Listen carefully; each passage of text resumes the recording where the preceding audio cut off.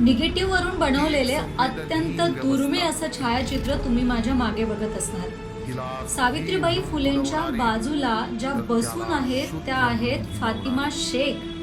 फातिमा शेख या पहिल्या भारतीय मुसलमान शिक्षिका आणि सावित्रीबाईंच्या सोबतीन सुद्धा। ज्यावेळी अत्यंत बिकट परिस्थिती होती त्यावेळी फातिमा शेखचे भाऊ उस्मान शेख यांनी महात्मा फुलेंना आपल्या राहत्या घरी आणले, ज्यावेळी त्यांच्या वडिलांनी समाज वाईट टाकेल म्हणून महात्मा फुलेंना घराबाहेर काढले। सिंथिया फरार या अमेरिकन मिशनरीच्या स्कूलमध्ये प्रशिक्षण संस्थेमध्ये या दोघींनी सुद्धा सावित्रीबाईंनी आणि फातिमा शेख यांनी सोबत प्रशिक्षण घेतले होते। फातिमा शेख घरोघरी जाऊन रोष पत्करून मुलींना आणि सर्व धर्म जातीच्या लोकांना संस्थेमध्ये